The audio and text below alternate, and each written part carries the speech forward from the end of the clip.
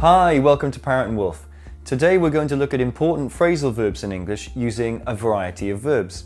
Phrasal verbs are different to normal verbs because they include an extra word that changes the meaning of the normal verb. This extra word is usually called a preposition.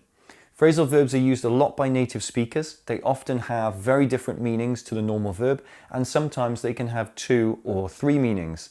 Don't worry though, they're simple to use and understand. So the phrasal verbs for today are deal with, cope with, set up, switch on and off, hold on, give up, make up, and pick up. Let's look at deal with first.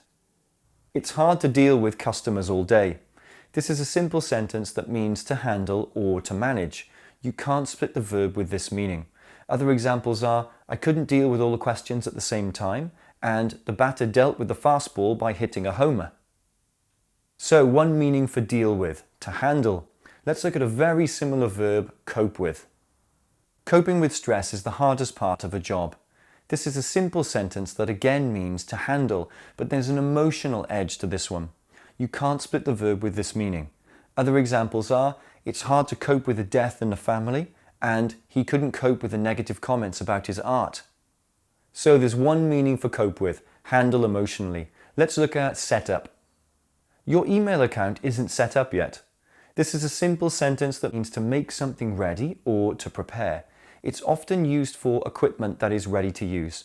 You can split the verb with this meaning.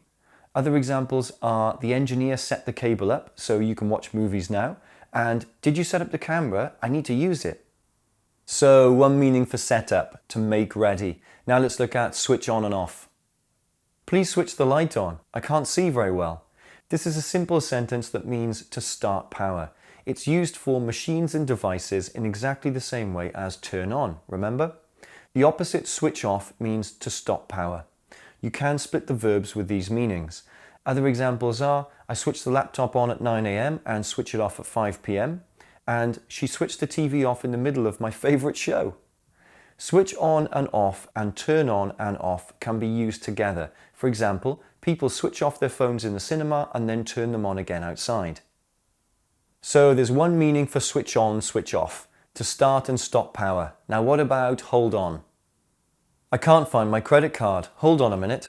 This is a simple sentence that means to wait. It's often used before a question to allow some time to think.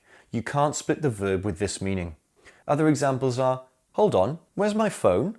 And hold on, hold on, hold on, where are we going? The phrasal verb hang on can be used in exactly the same way. So there's one meaning for hold on, to wait. Now what about give up? I gave up smoking last year.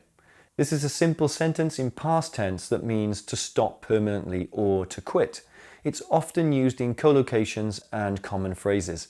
You can split the verb with this meaning. Other examples are, it's hard to give up chocolate even for a day, and David should give drinking up. He doesn't look well.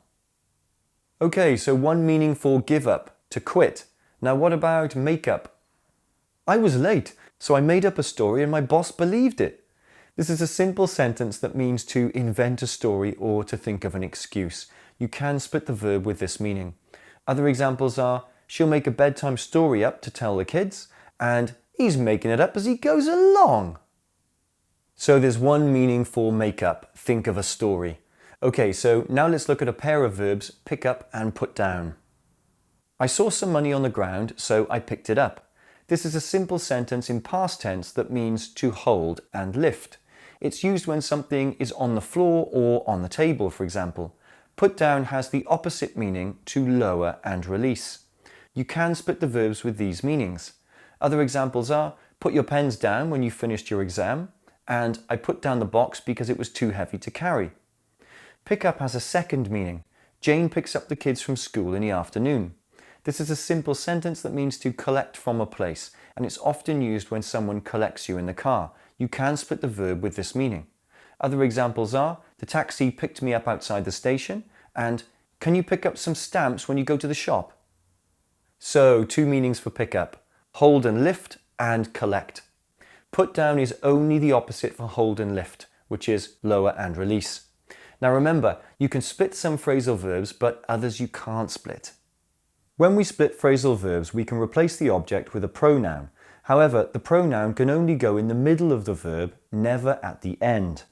I turn the light off, I turn it off. I turn off the light, I turn off it. The last sentence is incorrect.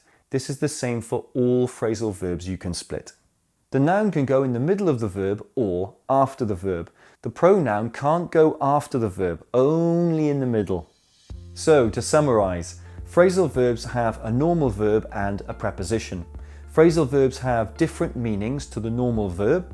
Phrasal verbs can have more than one meaning, and you can split some phrasal verbs. To find out more about learning English for Cambridge and IELTS exams, business and work, or general conversation, visit ParrotandWolf.com.